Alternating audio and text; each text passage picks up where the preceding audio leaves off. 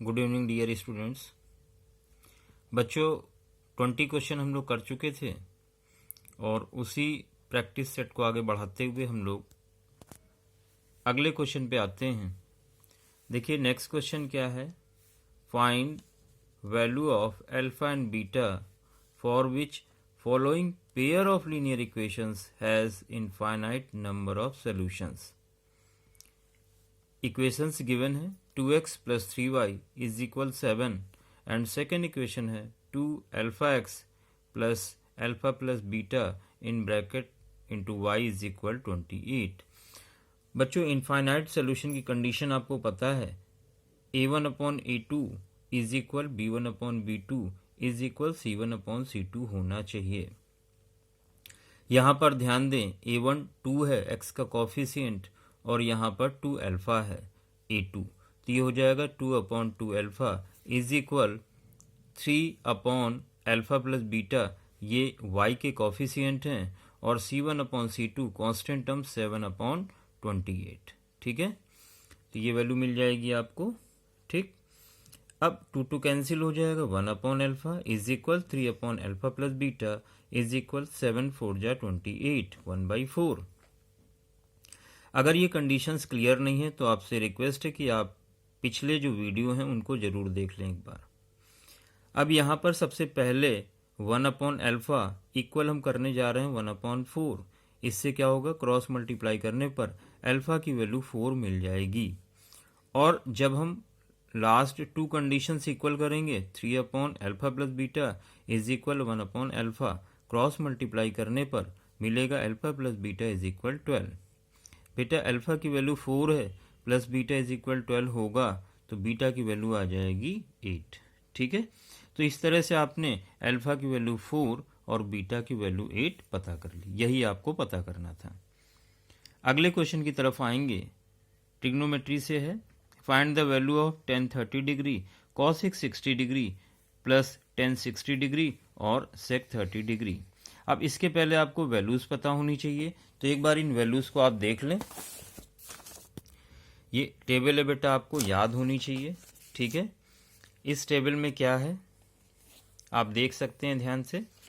Sign 0 degree की value 0 होती है, sine 30 degree value 1/2, sine 45 degree 1/√2, sine 60 degree √3/2 और साइन 90 की वैल्यू 1।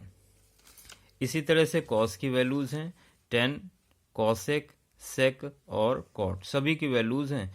और अगर आप ज़्यादा से ज़्यादा ट्रिग्नोमेट्री की प्रैक्टिस करेंगे तो ये वैल्यूज़ आपको अपने आप से लर्न हो जाएंगी, आपको ज़्यादा परेशान होने की ज़रूरत नहीं है, आसानी से याद हो जाएंगी आपको। ये स्टैंडर्ड वैल्यूज़ हैं, बार बार यूज करेंगे तो आपको ये वैल्यूज़ आसानी से क्लियर हो जाएंगी।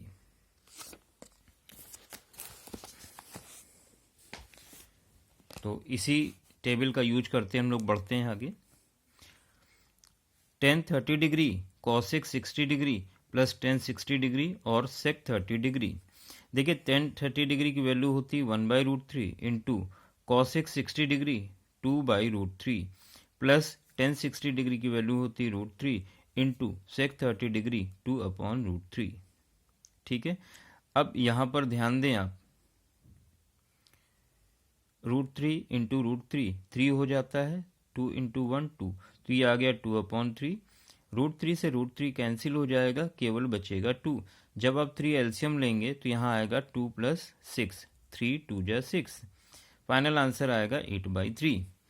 अगले क्वेश्चन की तरफ बढ़ते हैं बेटा। If roots of quadratic equation a - bx² b - cx plus c - a is equal 0 given है और कहा गया है रूट्स इक्वल हैं, तो आपको प्रूव करना है 2a is equal b plus c. अब आप ध्यान दें, रूट्स आर इक्वल, ये कंडीशन हम आपको बता चुके थे पहले। कभी भी जब रूट्स इक्वल होते हैं तो कंडीशन होती है b² - 4ac इज इक्वल 0, जहाँ पर b क्या है, ये x का कॉफिशिएंट b कहलाता है, कैपिटल A क्या है, x² का कॉफिशिएंट, और कैपिटल C आपका कांस्टेंट टर्म है जो कि यहाँ c - a है।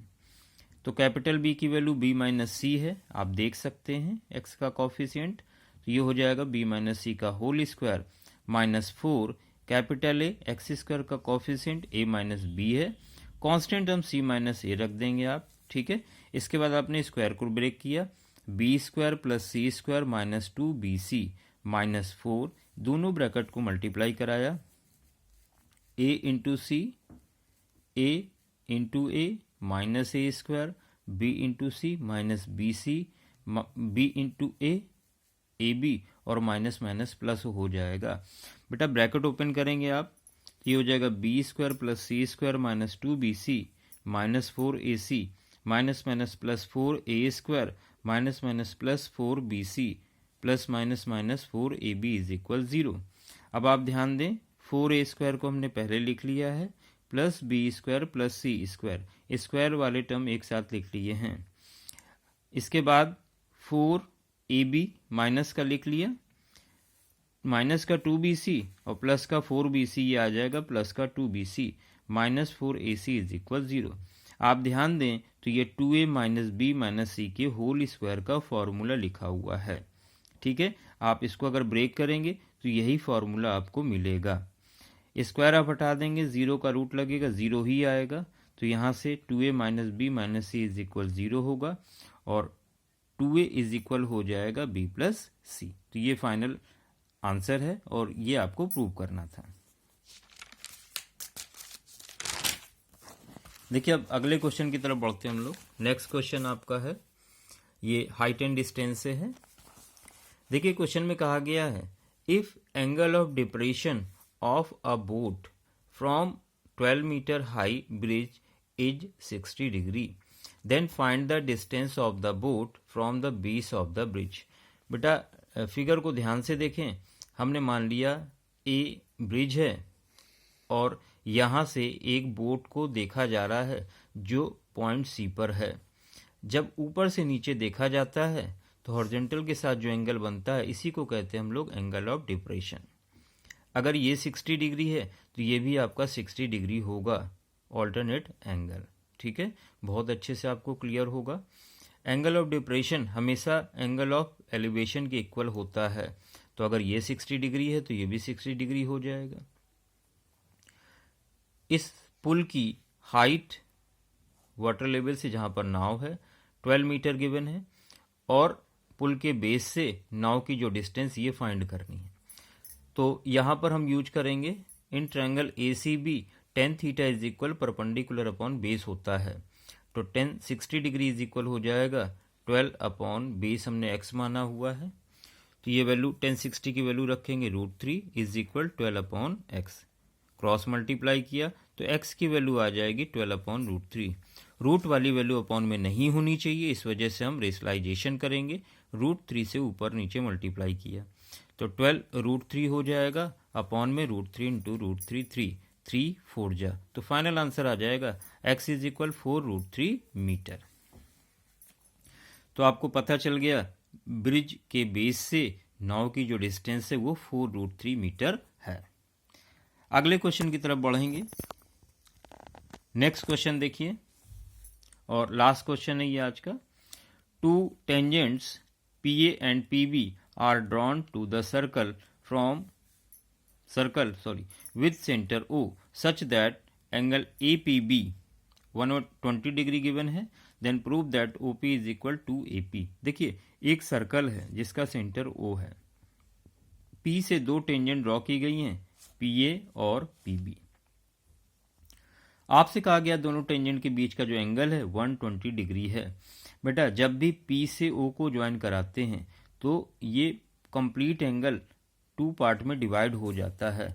इसका मतलब ये आपका कितना हो जाएगा, ये आपका हो जाएगा 60 डिग्री और ये वाला एंगल भी 60 डिग्री हो जाएगा, ठीक है।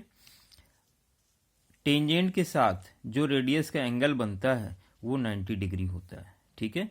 तो बात करेंगे हम ट्रायंगल APO की। अगर हम ट्रिग्नोमेट्री यूज करेंगे तो बहुत आसानी से ये क्वेश्चन हो जाएगा। इन ट्रायंगल APO 90 के सामने हाइपोटेनस होता है, तो PO तो हाइपोटेनस हो गया, AO परपेंडिकुलर हो गया और AP बेस हो गया, ठीक है।